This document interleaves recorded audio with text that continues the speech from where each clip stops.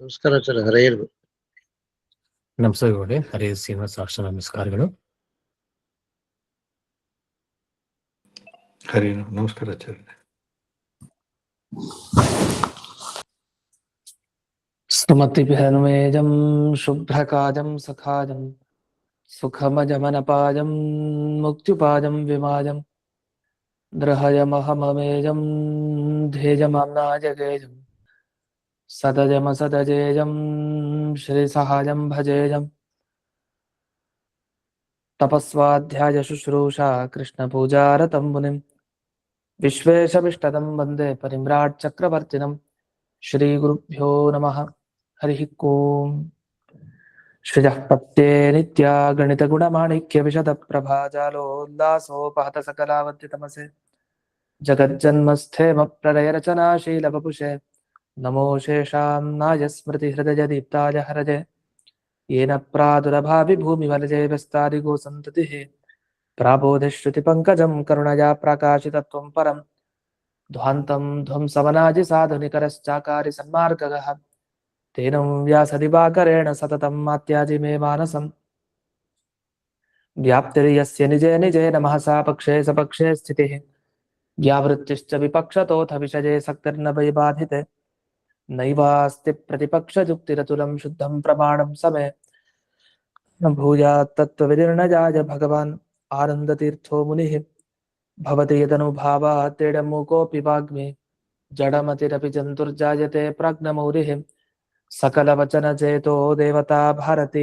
सा मम वचसि निधत्तां सनिधिं मानसे च रमानिवासोचितवासभूमिः सन्न्यायरत्नावलिजन्मभूमिः वैराग्यभाग्यो मम पद्मनाभतीर्थामृताब्धिर्भवताद्विभूत्यै पदवाक्यप्रमाणज्ञान् प्रतिवादिमदच्छिदः श्रीमदक्षोभ्यतीर्थाख्यानुपतिष्ठे गुरून् मम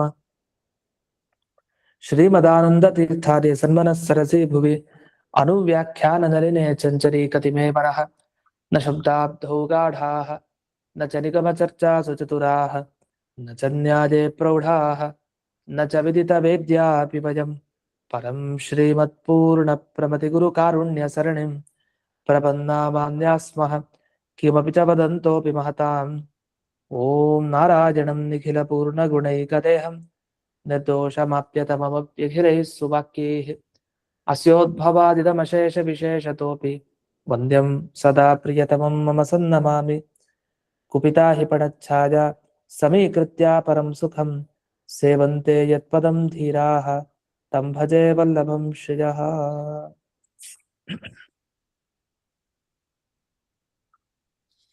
ಇಲ್ಲಿವರೆಗೆ ಗುರುಪ್ರಸಾದಾಧಿಕರಣದಲ್ಲಿ ವಿಶೇಷವಾಗಿ ಯಾವ ಗುರು ಪ್ರಸಾದ ಅನುಗ್ರಹ ಅಂತ ಹೇಳಿದ್ರು ಅದೇ ತರ ದೇವತಾ ಪ್ರಸಾದನೂ ಮುಖ್ಯ ಅಂತ ಹೇಳೋ ಉದ್ದೇಶ ಇದೆ ವಸ್ತುತಃ ಈ ಪೂರ್ವ ವಿಕಲ್ಪಾಧಿಕರಣದಲ್ಲಿ. ಅದನ್ನ ಹೇಳೋ ಮುಂಚೆ ಒಂದಿಷ್ಟು ಗುರು ಪರಿತ್ಯಾಗ ಗುರು ಸ್ವೀಕಾರ ಇದ್ರ ಬಗ್ಗೆ ಕೆಲವು ಆಕ್ಷೇಪಗಳಿತ್ತು, ಅದನ್ನ ಮುಂದೆ ಹೇಳ್ತಾ ಬಂದಿದ್ದು. ಈ ಪೂರ್ವ ವಿಕಲ್ಪಾಧಿಕರಣದ 241ನೇ ಸುಧಾಮೂಲ ಏನಿತ್ತು ಅದರಲ್ಲಿ ಒಂದು ವಿಷಯವನ್ನ ಹೇಳಿದ್ರು. ಈ ಮೊದಲನೇ ಸಿಕ್ಕ ಗುರು ಅಲ್ಪ ಗುರು ಆಗಿದ್ರೆ ಅಥವಾ ಮೊದಲನೇ ಸಿಕ್ಕ ಗುರು ಉತ್ತಮ ಗುರು ಆಗಿದ್ರೆ ಹೇಗ್ ವ್ಯವಸ್ಥೆ? ಮೊದಲನೇ ಅವರು ನಮಗೆ ಸಿಕ್ಕ ಗುರು ಅಲ್ಪ ಗುರು ಆಗಿದ್ರೆ ಅವನನ್ನ ಬಿಟ್ಟು ಉತ್ತಮ ಗುರುವನ್ನ ಸ್ವೀಕಾರ ಮಾಡಬಹುದು. ಆದ್ರೆ ಉತ್ತಮ ಗುರುವನ್ನ ಸ್ವೀಕಾರ ಮೊದಲಿಗೆ ಮಾಡಿ ಆಮೇಲೆ ಅಧಮ ಗುರುವನ್ನ ಸ್ವೀಕಾರ ಮಾಡಬಾರ್ದು, ಅವಾಗ ದೋಷ ಅಂತ ಹೇಳಿದ್ರು. ಅದ್ರ ಮೇಲೆ 242ನೇ ಸುಧಾಮೂಲದಲ್ಲಿ ಪ್ರಶ್ನೆ ಮಾಡಿದ್ರು, ಇಲ್ಲ ಈಗ ಉತ್ತಮ ಗುರು ಸಿಕ್ಕಿರ್ಬಹುದು, ಅವನು ಉಪದೇಶ ಮಾಡದೇ ಇದ್ರೆ ಅವನನ್ನ ಬಿಟ್ಟು ಅಧಮ ಗುರು ಸ್ವೀಕಾರ ಮಾಡ್ಬಹುದಲ್ವಾ? ಯಾಕೆ ಶುಭಮಿಚ್ಛತ ಅಂತ ನೀವೇ ಹಿಂದೆ ಹೇಳಿದ್ರಿ. ಆಚಾರ್ಯರು ಮತ್ತು ಆಚಾರ್ಯರ ಮಾತು ಏನಂತ, ನಿಮಗೆ ಯಾರಿಂದ ಅಜ್ಞಾನ ಸಂಶಯ ನಿವೃತ್ತಿಗಳು ಹೋಗುತ್ತೋ ಅಂಥವ್ರನ್ನ ನೀವು ಆಶ್ರಯಿಸೋದು ಉಚಿತ. ಅಥವಾ ಯಾವ್ದ್ರಿಂದ ಯಾರನ್ನ ಗುರುಗಳಂತ ಸ್ವೀಕಾರ ಮಾಡಿದ್ರೆ ಒಳ್ಳೇದಾಗತ್ತೋ ಅವ್ರನ್ನ ಆಶ್ರಯಿಸೋದು ಉಚಿತ.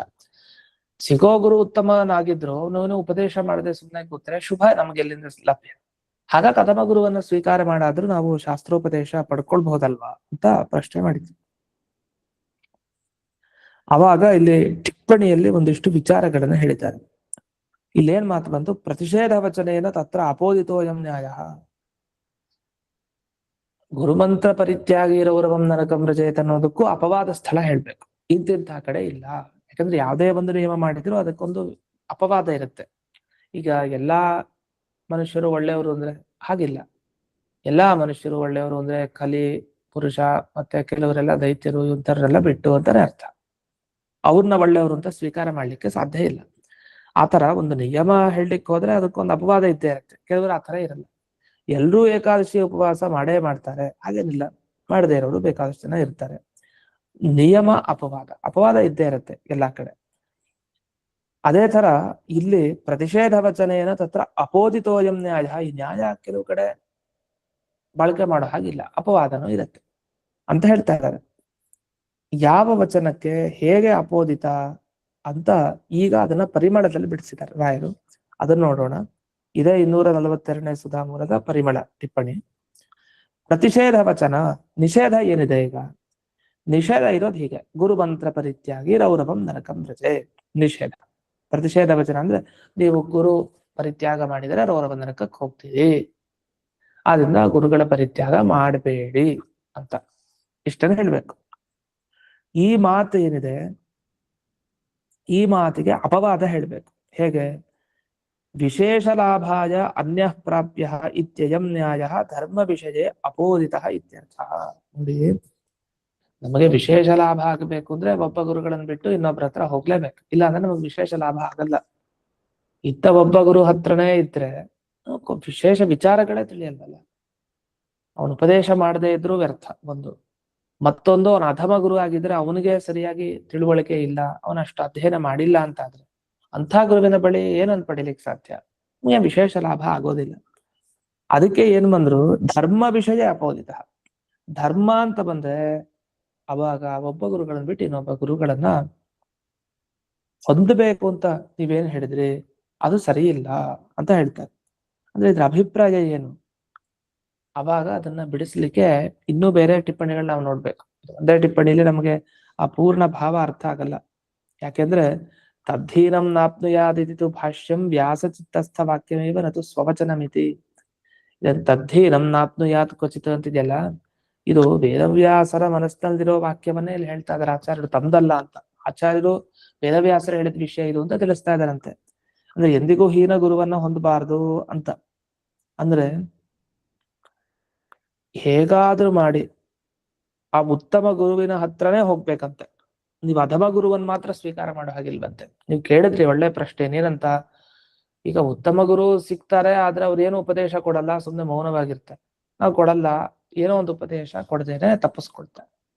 ಅದಕ್ಕೆ ಹೀನ ಗುರುವನ ಹತ್ರ ಹೋಗೋಣ. ನೋಡಿ, ಧರ್ಮದ ವಿಷಯದಲ್ಲಿ ಮಾತಾಡ್ಲಿಕ್ಕಲ್ಲ. ಈಗ ಯಾವ್ದೋ ಬೇರೆ ಗೊತ್ತಿಲ್ಲದೆ ಎಲ್ಲರೂ ತಿಳ್ಕೊಳ್ಬಹುದಾದ ವಿಷಯ ಆಗಿದ್ರೆ ಅದ್ರ ಬಗ್ಗೆ ಅಧಮ ಗುರು ಹತ್ರ ಹೋಗೋದು ಅರ್ಥ ಇದೆ, ಅದರಲ್ಲಿ ಅವರಿಂದನೂ ತಿಳ್ಕೊಳ್ಬಹುದು ಅಂತ. ಧರ್ಮದ ವಿಷಯದಲ್ಲಿ ಹಾಗಲ್ಲ. ನೀವು ಕೇಳೋದಿದ್ರೆ ಅದು ಉತ್ತಮ ಗುರುಗಳ ಹತ್ರನೇ ಕೇಳ್ಬೇಕು. ಅದನ್ನ ಇಲ್ಲಿ ಗುರುವರ್ಥ ದೀಪಿಕಾದಲ್ಲಿ ವಿವರಿಸ್ತಾ ಹೋಗ್ತಾರೆ ವಾದಿರಾಜರು. ಪ್ರತಿಷೇಧ ವಚನೇನ ತತ್ರ ಅಪೋದಿತೋಯಂ ನ್ಯಾಯ ಇತ್ಯತ್ರ ಸ ನ ವದತಿ ಚೇತ್ ಕಥಂಚಿತ್ ಪ್ರಾರ್ಥನೆಯ ತಸ್ಮಾದೇವ ಶ್ರೋತವ್ಯಂ. ಅವ್ರು ಹೇಳಲ್ಲ ಪಾಠ ಅಂತ ಕೂಡಲೇ ಅವ್ರನ್ನ ಬಿಟ್ಟು ಹೋಗ್ಬಿಡದ ಮುಂದಕ್ಕೆ.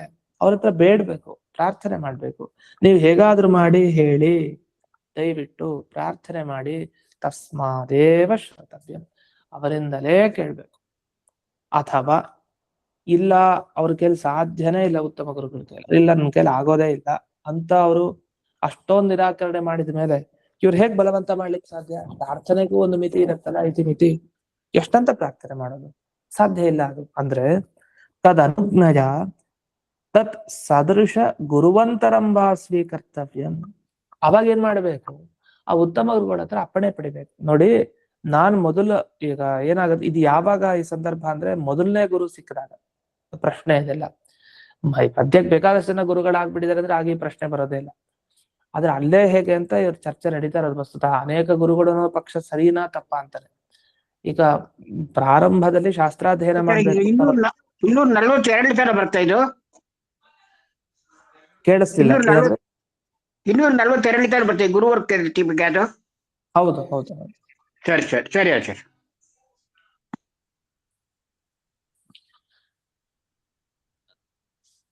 ಹಾಗಾದ್ರೆ ಮೊದಲನೇ ಗುರುಗಳು, ಇವಾಗ ಶಾಸ್ತ್ರಾಧ್ಯಯನ ಮಾಡ್ಬೇಕು ಅಂತ ಒಬ್ಬ ವ್ಯಕ್ತಿ ಹೊರಟ, ಶಾಸ್ತ್ರಾಧ್ಯಯನ ಮಾಡ್ಬೇಕು ಅಂತ ಒಬ್ಬ ವ್ಯಕ್ತಿ ಹೊರಟಾಗ ಮೊದಲನೇ ಗುರುಗಳು, ಉತ್ತಮ ಗುರುಗಳು ಸಿಕ್ಕಿದ್ದಾರೆ. ಸಿಕ್ಕಿದಾಗ ಅವರು ಇವನಿಗೆ ಪಾಠ ಹೇಳ್ತಾ ಇಲ್ಲ, ನಾನು ಹೇಳಲಿಕ್ಕೆ ಆಗಲ್ಲ ಅಂತಂದ್ರು. ಅವಾಗ ಏನ್ ಮಾಡ್ಬೇಕು, ಅವ್ರ ಹತ್ರ ಪ್ರಾರ್ಥನೆ ಮಾಡ್ಬೇಕು, ಮೊದಲನೇ ಉತ್ತಮ ಗುರು ಹತ್ರ. ಇಲ್ಲ ಅವ್ರ ಹತ್ರ ಅಪ್ಪಣೆ ಪಡಿಬೇಕಂತೆ, ನೋಡಿ ನೀವು ಪಾಠ ಹೇಳ್ತಾ ಇಲ್ಲ ನಿಜ, ನಿಮ್ಮ ಅಪ್ಪಣೆ ಪಡೆದು ನಿಮಗೆ ಸಮಾನರಾದ ಮತ್ತೊಬ್ಬ ಉತ್ತಮ ಗುರುಗಳ ಹತ್ರ ಹೋಗ್ತೀನಿ. ಯಾಕೆ ಲೋಕದಲ್ಲಿ ಒಬ್ಬರೇ ಉತ್ತಮ ಗುರುಗಳು ಅಂತಿಲ್ಲ, ಬೇಕಾದಷ್ಟು ಜನ ಉತ್ತಮ ಗುರುಗಳು ಇರ್ತಾರೆ. ನೀವ್ ಹೇಳಿಲ್ಲ ಅಂದ್ರೆ ನಿಮ್ಮ ಅಪ್ಪಣೆ ಬೇಕು, ನನಗೆ ನಿಮ್ಮ ಆಶೀರ್ವಾದ ಬೇಕು, ನಾನು ಇನ್ನೊಬ್ಬ ನಿಮಗೆ ಸಮಾನರಾದ ಉತ್ತಮ ಗುರುಗಳ ಹತ್ರ ಹೋಗ್ತೀನಿ ಅಂತ. ಇನ್ನೊಬ್ರು ಉತ್ತಮ ಗುರುಗಳ ಹತ್ರ ಹೋಗ್ಬೇಕಾದ್ರೆ ಇವರು ಹಿಂದಿನ ಗುರುಗಳ ಅಪ್ಪಣೆ ಪಡೆದೇ ಹೋಗ್ಬೇಕಂತೆ, ಹಾಗೆ ಹೋಗೋ ಹಾಗಿಲ್ಲ. ಅಥವಾ ಇನ್ನೊಂದು ಹೇಳ್ತಾರೆ, ಇಲ್ಲಿ ಸಮಾನವಾದ ಗುರುಗಳು ಅಂದ್ರೆ ಏನರ್ಥ, ಅವ್ರು ಎಷ್ಟು ಓದಿದಾರೋ ಅಷ್ಟೇ ಓದಿರೋ ಮತ್ತೊಬ್ಬ ಗುರುಗಳ ಹತ್ರ ಹೋಗ್ಬೇಕು. ಇಲ್ಲ ಇವನಿಗೆ ವಿಶೇಷ ಲಾಭ ಆಗಲ್ವಲ್ಲ, ಈಗ ಅವ್ರು ಅಧ್ಯಯನ ಮಾಡಿದ್ದಷ್ಟು ಇವರು ಅಧ್ಯಯನ ಮಾಡಿದ್ರೆ ಸರಿ, ಇವರು ಕಡಿಮೆ ಓದಿದ್ರೆ ಅವರಿಂದ ಆಗೋ ಲಾಭ ಇವರಿಂದ ಆಗಲ್ಲ, ಮುಂದೆ ಆ ಗುರುಗಳನ್ನ ಬಿಟ್ಟು ಹೋದ್ರು ಆ ವಿಶೇಷ ಲಾಭ ಆಗಲ್ಲ. ಇದು ಧರ್ಮ ವಿಷಯದಲ್ಲಿ ಹಾಗೆ ಮಾಡೋ ಹಾಗಿಲ್ಲ, ಅವ್ರ ಹತ್ರನೇ ಹಿಡ್ಕೊಂಡು ಗುದ್ದಾಡಿ ಅವ್ರ ಹತ್ರನೇ ತಿಳ್ಕೊಳ್ಬೇಕು. ಇಲ್ಲ ಅಂದ್ರೆ ಅವ್ರ ಅಪ್ಪಣೆ ಪಡೆದಾರು ಮುಂದೆ ಅದೇ ತರದ ಗುರುಗಳನ್ನ ಆಶ್ರಯಿಸ್ಬೇಕು. ಇಲ್ವಾ ಇನ್ನೊಂದು ಹೇಳ್ತಾರೆ, ತತಃ ಗುಣಾಧಿಕ ಗುರುರ್ವ ಪ್ರಾಪ್ಯ. ಇಲ್ವಾ ನೀವು ಉತ್ತಮ ಗುರು ಅಂತ ಯಾರು ಅನ್ಕೊಂಡಿದ್ರಿ ಅವ್ರಿಗಿಂತ ಉತ್ತಮರನ್ನು ಹುಡ್ಕೊಂಡು ಹೋಗ್ಬೇಕು ನೀವು. ತತಃ ಗುಣಾಧಿಕ ಗುರುರ್ವ ಪ್ರಾಪ್ಯ.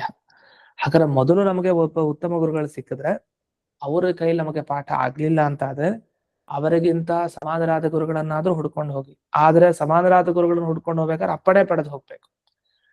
ಅಥವಾ ಅವರಿಗಿಂತ ಉತ್ತಮರಾದ ಗುರುಗಳಿದ್ದಾರೆ, ಅವ್ರ ಹತ್ರನಾದ್ರೂ ಹೋಗ್ಬೇಕು, ಆಗ ಅಪ್ಪಣೆ ಪಡೆಯೋ ಅಗತ್ಯ ಇಲ್ಲ. ಅದನ್ನ ಹೇಳ್ತಾರೆ. ಈಗ ಉತ್ತಮ ಗುರು ಅಂತ ಆದ್ರೆ ಹಿಂದಿನ ಗುರುವಿನ ಹತ್ರ ಅಪ್ಪಣೆ ಪಡೆಯೋ ಅಗತ್ಯ ಇಲ್ಲ.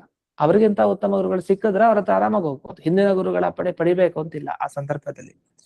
ಭಯಾದಿ ಗುಣಾಧಿಕೋ ನ ವದತಿ ಇತ್ಯಪಿ ನ ಯುಕ್ತಿಯುಕ್ತ ಮಿತಿ ಜ್ಞೇಯಂ. ಅಷ್ಟೇ ಅಲ್ಲದೆ ಉತ್ತಮ ಗುರು ಗುರುಗಳಿಂದ ಹೆಚ್ಚಿನವರು ಸಿಗ್ತಾರೆ ಅಂದ್ರೆ ಅವ್ರು ಹೇಳಲ್ಲ ಪಾಠ ಅಂತ ಹೇಳ್ಬೇಡಿ ಮುಂದಕ್ಕೆ, ಯಾಕೆ ದಯ ಇರುತ್ತಲ್ಲ. ಈಗ ಉತ್ತಮ ಗುರು ಅಂತ ಯಾರನ್ನ ಕರಿತೀವಿ, ಕಾರುಣ್ಯ ಇಲ್ಲದೆ ಇರುವಂತಹ ಗುರುಗಳನ್ನ ಉತ್ತಮ ಗುರು ಅಂತ ಕರೆಯೋದಾ, ಕಾರುಣ್ಯ ಇರೋ ಗುರುಗಳನ್ನ ಉತ್ತಮ ಗುರು ಅಂತ ಕರೆಯೋದಾ? ಈಗ ಗುರುಗಳು ಅನೇಕ ತರ ಇರ್ತಾರೆ, ಶಾಸ್ತ್ರಾಧ್ಯಯನ ಮಾಡಿರ್ತಾರೆ, ವಿಶೇಷವಾಗಿ ಅಧ್ಯಯನ ಮಾಡಿರ್ತಾರೆ, ಅದೇ ಕಾರುಣ್ಯ ಇರಲ್ಲ. ಯಾಕೆ ಶಿಷ್ಯ ಬಂದು ಅಷ್ಟು ಪ್ರಾರ್ಥನೆ ಮಾಡಿದ್ರು ಆಗ್ಲಿಲ್ಲ, ಅವರ ಒಂದು ಔದಾಸೀನ್ಯ ಆಲಸ್ಯದಿಂದಲೋ ಏನೋ ಒಂದು ಉದಾಸೀನತೆಯಿಂದಲೋ ಮಾಡ್ಲಿಲ್ಲ. ಅಂತಹ ಗುರುಗಳಿಗಿಂತ ಏನ್ ಮಾಡ್ಬೋದು, ಅಷ್ಟೇ ಶಾಸ್ತ್ರಾಧ್ಯಯನ ಮಾಡಿದ ಒಬ್ಬ ದಯಾ ಗುಣ ಇರುವಂತಹ ಒಬ್ಬ ಗುರುಗಳನ್ನು ಹುಡ್ಕೊಂಡು ಹೋಗ್ಬೇಕು. ಅವ್ರಿಗಿಂತ ಉತ್ತಮ. ಅವನು ಎಂದೂ ಖಂಡಿತ ಹೇಳಲ್ಲ, ಇಲ್ಲ ನನ್ಗೆ ಹೇಳಲಿಕ್ಕಾಗಲ್ಲ ಅಂತ ಹೇಳಲ್ಲ, ಖಂಡಿತ ಏನೋ ಒಂದು ವ್ಯವಸ್ಥೆ ಆಗುತ್ತೆ. ಇಲ್ಲ ಆ ವ್ಯವಸ್ಥೆನ ಸದೃಶರಾದ ಗುರುಗಳ ಹತ್ರ, ಅವ್ರಿಗೆ ಸಮಾನರಾದ ಗುರುಗಳ ಹತ್ರ ಹೋಗಿ ಮಾಡ್ಕೊಬೇಕು ಅಂತ. ಇಷ್ಟು ಬಂತು ವಿಷಯ. ಇದರ ಬಗ್ಗೆನೇ ಒಂದು ಉದಾಹರಣೆಯನ್ನು ಕೊಡ್ತಾರೆ, ಯಾದುಪತ್ಯ ಟಿಪ್ಪಣಿಯಲ್ಲಿ ಮುಂದೆ ನೋಡ್ಬಹುದು. ಇಲ್ಲಿವರೆಗೆ ನಾವು ಗುರುವರ್ಥ ದೀಪಿಕಾ ನೋಡಾಯ್ತು. ಪ್ರತಿಷೇಧ ವಚನೇನ ಇತಿ ತದ್ಧೀನಂ ನಾಪ್ನುಯಾತ್ ಕ್ವಚಿತ್ ಇತಿ ಪ್ರತಿಷೇಧ ವಚನೇನ ಯಸ್ಮಾತ್ ಶುಭ ಪ್ರಾಪ್ತಿ ತಂ ಪ್ರಾಪ್ನುಯಾತ್ ಇತ್ಯಯಂ ನ್ಯಾಯಸ್ತತ್ರ ಅಪೋದಿತ ಇತ್ಯರ್ಥ. ಎಂದೆಂದಿಗೂ ಹೀನ ಗುರುಗಳನ್ನ ಮಾತ್ರ ಆಶ್ರಯಿಸೋ ಹಾಗಿಲ್ಲ, ಇದಂತೂ ಇತ್ತೇ ಇದೆ. ಹಾಗಾದ್ರೆ ಮೊದಲನೇ ಗುರುಗಳು ಸಿಕ್ಕಿದಾಗ ಆ ಗುರುಗಳಿಗೆ ಒಂದ ಸಮಾನರಾಗ್ಬೇಕು, ಅವ್ರಿಗಿಂತ ಉತ್ತಮರಾಗ್ಬೇಕು. ಅವ್ರಿಗಿಂತ ಕೆಳ ಗುರುಗಳಾದ್ರೆ ಉಪಯೋಗ ಇಲ್ಲ. ಯಾಕೆ? ಯಸ್ಮಾತ್ ಶುಭ ಪ್ರಾಪ್ತಿ, ಯಾರಿಂದ ನಿಮಗೆ ಶುಭ ಪ್ರಾಪ್ತಿ ಇದೆಯೋ ಅಂಥವ್ರ ಹತ್ರ ಹೋಗ್ಬೇಕು. ಹೀನ ಗುರುಗಳ ಹತ್ರ ಹೋದ್ರೆ ಅಲ್ಲಿ ಸಿಗೋದಿಲ್ಲ. ಅದಕ್ಕೆ ಸತ್ಯಕಾಮಃ ಸ್ವಕಂ ಗುರುಂ ಋಷಭಾದ್ಯನುಜ್ಞಯಾಯೇವ ಪ್ರಾಪ ಇತಿ ಭಾಷ್ಯ ಸ್ಪಷ್ಟಂ. ಹಾಗಾಗಿ ಸತ್ಯಕಾಮರು ಏನ್ ಮಾಡಿದ್ರು, ಋಷಭಾದಿಗಳ ಆಜ್ಞೆ ಪಡ್ಕೊಂಡ್ರೆ ಅವ್ರ ಗುರುಗಳ ಹತ್ರ ಹೋದವರು. ಯಾಕಂದ್ರೆ ಹಾಗೆ ಅಪ್ಪಣೆ ಇಲ್ದೇನೆ ಇನ್ನೊಬ್ರು ಗುರುಗಳ ಹತ್ರ ಹೇಗೆ ಹೋದ್ರು, ಉತ್ತಮರೇ ಸಿಕ್ಕಿದ್ದು ಮೊದಲು ಅವ್ರಿಗೂ, ಆದ್ರೆ ಆಮೇಲೆ ಅಪ್ಪಣೆ ಪಡೆದು ಅವ್ರು ಹೋದ್ರು. ಈ ರೀತಿ ಉಪನಿಷತ್ತುಗಳಲ್ಲೆಲ್ಲ ನಮಗೆ ಕೇಳ್ತಾ ಇದೆ. ಇದಾದ್ಮೇಲೆ ಶೇಷವಾಕ್ಯಾರ್ಥ ಚಂದ್ರಿಕಾದಲ್ಲಿ ಇದ್ರ ಬಗ್ಗೆ ವಿಸ್ತಾರವಾದ ಒಂದು ವಿವರಣೆಯನ್ನು ಕೊಟ್ಟಿದ್ದಾರೆ, ಅದಕ್ಕೆ ಹೋಗೋಣ. ಈಗ ಪ್ರಶ್ನೆ ಬಂತು ಏನಂತ, ಗುಣಾಧಿಕಂ ಗುರುಂ ಪ್ರಾಪ್ಯ ತದ್ಧೀನಂ ನಾಪ್ನುಯಾತ್ ಕ್ವಚಿತ್. ಗುಣಗಳಿಂದ ಹೆಚ್ಚಾದ ಗುರುಗಳನ್ನ ಬಿಟ್ಟು ಹೀನರಾದ ಗುಣವಂತರಾದ ಗುರುಗಳನ್ನ ಹೊಂದಬಾರದು ಅಂತ. ಆದ್ರೆ ಉಪದೇಶ ಮಾಡದೇ ಇರುವಂತಹ ಗುರುಗಳನ್ನು ಬಿಡಬಹುದಲ್ವಾ ಅಂತಂದ್ರೆ ಅದಕ್ಕೆ ಇವರು ಉತ್ತರ ಕೊಟ್ರು, ಎಲ್ಲಾ ಕಡೆ ಇದೊಂದು ನಿಯಮ ಇಟ್ಕೊಂಡ್ಬಿಡಿ. ಏನಂತ, ಉತ್ತಮ ಪರಿತ್ಯಾಗೇನ ಉಪದಿಶತ್ ಅಧಮ ಸ್ವೀಕಾರ ವಿಷಯತ್ವ ಅಭಾವ. ಎಂದೆಂದಿಗೂ ಉತ್ತಮ ಗುರುಗಳು ಸಿಕ್ಕಿದ್ರು ಅಂದ್ರೆ ಅವ್ರು ಉಪದೇಶ ಕೊಡ್ಲಿಲ್ಲ ಅಂತಾದ್ರು ಅವರನ್ನ ಬಿಟ್ಟು ಮತ್ತೊಬ್ಬರ ಹತ್ರ ಹೀನ ಗುರುಗಳ ಹತ್ರ ಹೋಗೋ ಹಾಗೆ ಇಲ್ಲ. ಆದ್ರಿಂದ ಬಹಳ ವಿಚಾರವನ್ನ ಮಾಡಿ ಮೊದಲಿಗೆ ಅವನು ಯಾರು ಗುರು ಅಂತ ಸ್ವೀಕಾರ ಮಾಡ್ಬೇಕು ಅಂತ ಯೋಚನೆ ಮಾಡ್ಬೇಕು. ಇಲ್ಲ ಅಂತ ಆದ್ರೆ ಅದು ದೊಡ್ಡ ಅಪರಾಧ ಆಗುತ್ತೆ. ಸರಿ, ಮುಂದಕ್ಕೆ ಇನ್ನೊಂದು. ಈಗ ಗುರುಗಳು ಸಮಾನ ಅಂತ ಆಗಿದ್ರು, ಹಿಂದಿನ ಗುರುಗಳ ಆಜ್ಞೆಯನ್ನ ಪಡೆದು ಮುಂದಿನ ಗುರುಗಳ ಹತ್ರ ಹೋಗ್ಬೇಕು ಅಂತ ವಿಷಯ ಬಂತು. ಈಗ ಅದರ ಬಗ್ಗೆ ಚರ್ಚೆಯನ್ನ ಮಾಡ್ತಾರೆ. ಇಲ್ಲಿ ಜಯತೀರ್ಥರ ಮಾತು ಈಗ ಬಂತು. ಸರಿ, ಸೌತ್ರಸ್ಯ ವಿಕಲ್ಪಸ್ಯ ಕೋ ವಿಷಯ.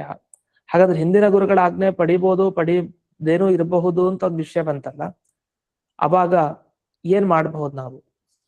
ವಿಕಲ್ಪ ಅಂದ್ರೆ ಎಲ್ಲಿ? ವಿಕಲ್ಪ ಅಂದ್ರೆ ಅನುಜ್ಞೆ ಪಡಿಬಹುದು ಅಥವಾ ಇಲ್ದೇನೋ ಇರ್ಬೋದು, ಅಥವಾ ಹಿಂದಿನ ಗುರುಗಳು ಬಿಡಬಹುದು, ಅವ್ರನ್ನ ಹಿಡ್ಕೊಳ್ಬೇಕು ಅಂತಿಲ್ಲ, ಬಿಟ್ಟು ಮುಂದಕ್ಕೆ ಹೋಗ್ಬೋದು ಅಂತ ಎಲ್ಲಿ ಅಂದ್ರೆ ಅವಾಗ ವಿವರಿಸ್ತಾರೆ.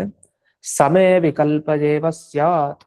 ಸಮಾನ ಗುರುಗಳಾಗಿದ್ರೆ, ಅವರ ಗುಣಗಳು ಹಾಗೆ ಇವರ ಗುಣಗಳು ಹಾಗೆ, ಅವರ ಅಧ್ಯಯನನೂ ಹಾಗೆ ಇವರ ಅಧ್ಯಯನನೂ ಹಾಗೆ, ಸಮಾನ ಅಂತ ಆಗಿದ್ರೆ ಆಗ ವಿಕಲ್ಪ ಸ್ಯಾತ್. ವಿಕಲ್ಪ ಏವ, ಅಲ್ಲಿ ವಿಕಲ್ಪ ಮಾಡಿ. ಅಂದ್ರೆ ಪೂರ್ವ ಸ್ವೀಕೃತೇನ ಗುರುಣ ಸಮೇ ಗುರು ಸ್ವಯಮೇವ ಪ್ರಾಪ್ತೇ ಸತಿ ಸ್ವೀಕಾರಸ್ಯ ವಿಕಲ್ಪ ಏವ ಸ ನತು ನಿಯಮ ಸಮಯೇವ ಇತಿವಾ ಸಂಬಂಧ.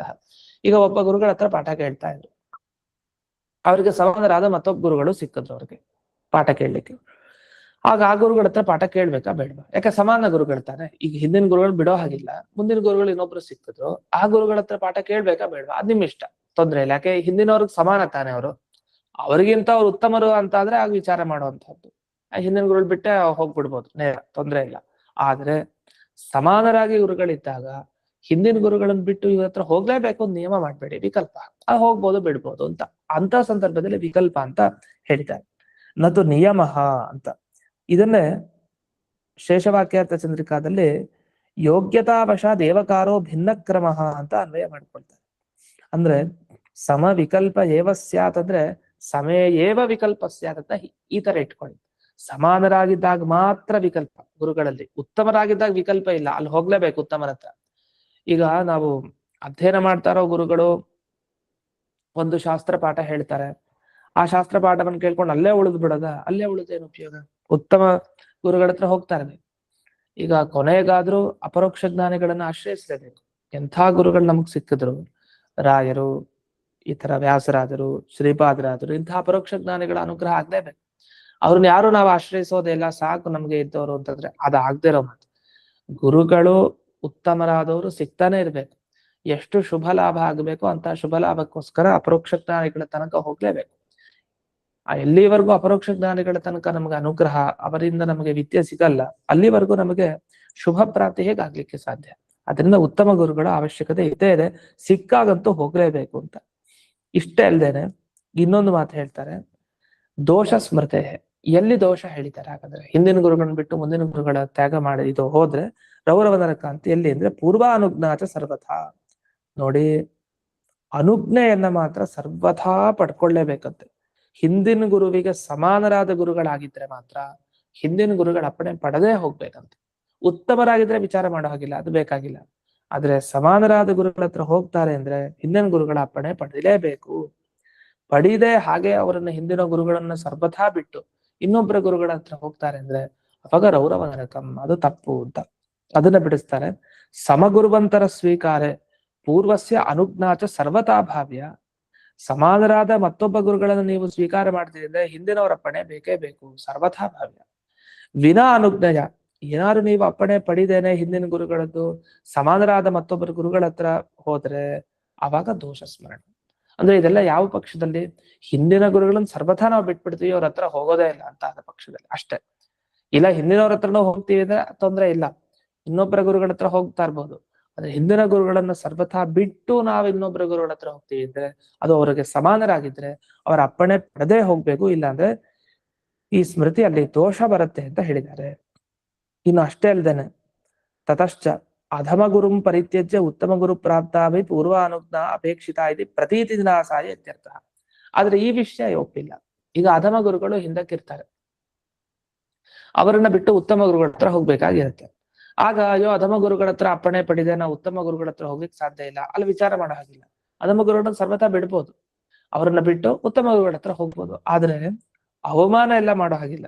ಅಧಮ ಗುರುಗಳಿಗೆ ಅವಮಾನ ಅಂತೆಲ್ಲ ಇಲ್ಲ. ಹಾಗೆ ಪರಿತ್ಯಾಗ ಅಂದ್ರೆ ಇವರೇನು ಉಪಯುಕ್ತ ಇರಲ್ಲ ಹಾಗೆ ಬಿಟ್ಟು ಬಂದ್ಬಿಡೋದಲ್ಲ ಹೊರತು ಅವರ ಹತ್ರ ಏನ್ ಅಧ್ಯಯನ ಮಾಡಿದ್ರು ಅದನ್ನ ಸಮರ್ಪಣೆ ಮಾಡಿ ಕೃಷ್ಣಾರ್ಪಣ ಅಂತ ನಮಸ್ಕಾರ ಮಾಡಿ ಬಂದ್ಬಿಡೋದು ಅಷ್ಟೇ. ಇನ್ನು ಉತ್ತಮ ಗುರುಗಳ ಹತ್ರ ಹೋಗೋದು. ಆದ್ರೆ ಅವಮಾನ ಮಾತ್ರ ಗುರುಗಳಿಗೆ ಸರ್ವಥಾ ಇರಲ್ಲ. ಅದೆಲ್ಲ ಇಲ್ಲಿ ಬಂದಿಲ್ಲ ವಿಷಯ. ಆದ್ರೆ ಧರ್ಮಶಾಸ್ತ್ರದಲ್ಲಿ ಅದೆಲ್ಲ ಇದೆ.